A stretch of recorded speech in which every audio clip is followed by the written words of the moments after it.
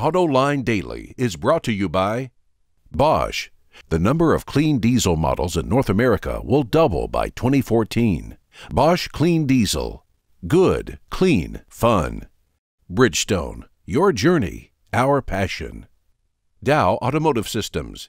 Improving durability and increasing design flexibility with Betamate structural adhesives at dowbetamate.com. And by the 2013 Hyundai Sonata. Learn more at HyundaiSonata.com. Welcome to Autoline Daily for July 10th. I'm John McElroy, and here's some of the latest developments taking place in the global automotive industry. Yesterday, we showed you the Mini, inspired by Goodwood, that cost $50,000. Well, today, Mini announced it's going to invest $388 million at 3 of its facilities in the United Kingdom to boost manufacturing capacity by 2015. And this is on top of a $776 million investment it made in those operations last year. Yet, even with that increase, Mini says its growth strategy means it's going to have to build cars outside of the UK, and now it's in discussions with the Nedcar plant in the Netherlands, which is a subsidiary of Mitsubishi, to be a contract manufacturer for satellite production. And while Mini is expanding in Europe, overall car sales there are plummeting. And now that's starting to hurt, of all places, Thailand. According to Wards, car exports from Thailand to Europe have fallen nearly 10% in the first 5 months of 2012. That's compared to last year. Shipments to Europe represent about 6.5% of Thailand's total car exports. Even though crossover vehicles have moved a lot of people out of minivans, the minivan segment is still pretty important. There are 6 minivan models in the American market, but only 4 of the 6 enjoy significant sales. The sales ranking puts the Dodge Caravan as number 1, followed by the Honda Odyssey, the Toyota Sienna, and the Chrysler Town & Country. Nissan still sells the Quest, and Kia still sells the Sedona, but their sales are not very good. So far this year, they've each sold only about 10,000 vans. And yet, by the end of the year, total minivan sales will run well over 500,000 units, which is a pretty healthy number. Remember, GM and Ford no longer have any entries in that segment, and that means the minivan survivors each get a bigger slice of the pie. A year and a half ago on Autoline After Hours, we had Bob Purcell on the show.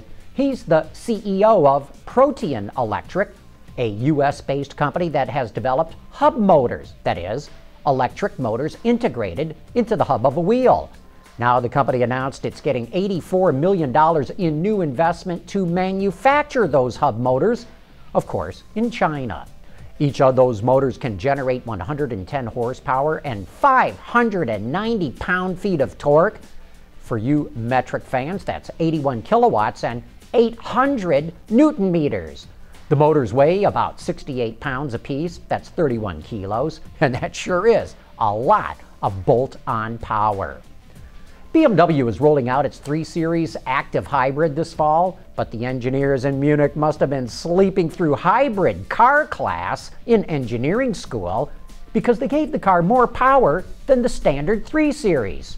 The turbocharged straight 6 and electric motor combination makes 13% more horsepower and 11% more torque than the gasoline version. The gas-electric 3 Series can also travel up to 2.5 miles at 45 miles an hour on electric power alone. But any money that you save on fuel efficiency will probably be eaten up by the $7,000 price hike over the standard sedan. For the second time this year, someone's suing an automaker over fuel economy claims, and they seem to be getting out of hand. A California man accuses Hyundai of misleading ads because 40-mile-per-gallon Hyundai Elantra claims only reflect the car's highway mileage and not city or combined fuel economy. The suit also accuses Hyundai of making any disclaimers about the mileage claims impossible to read in those ads. You know, Honda was sued earlier this year in a case that got tossed out of court, and my bet is that's exactly what's going to happen with this case. Full disclosure here, Hyundai is an advertiser on other Autoline programs.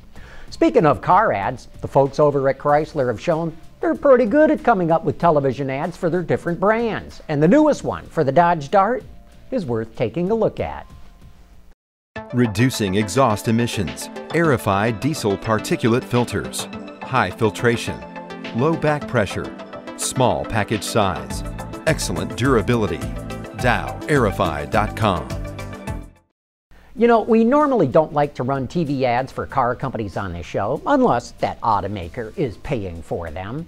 But the new ad for the Dodge Dart is a well-crafted, entertaining 90-second piece that's worth taking a look at.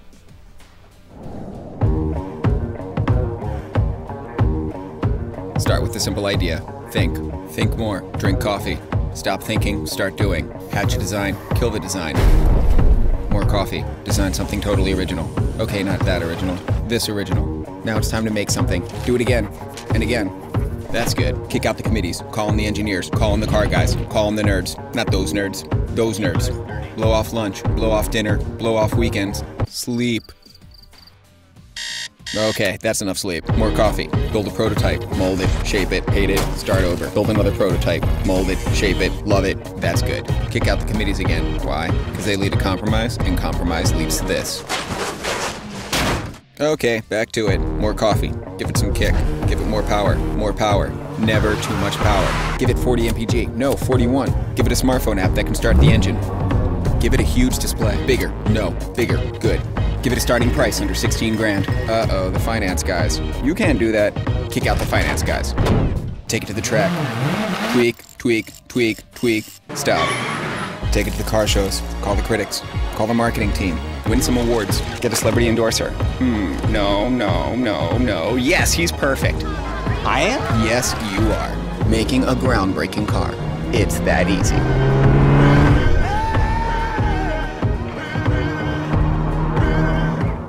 Now, if we can only convince the people at Dodge to pay us to keep running that ad. Hey, which team owner will have the strongest draft according to our expert analysts, Mark Phelan of the Detroit Free Press and Scott Burgess of AOL Autos? If you match their final verdict, you could win a chance to appear on Autoline After Hours with me and Peter DeLorenzo.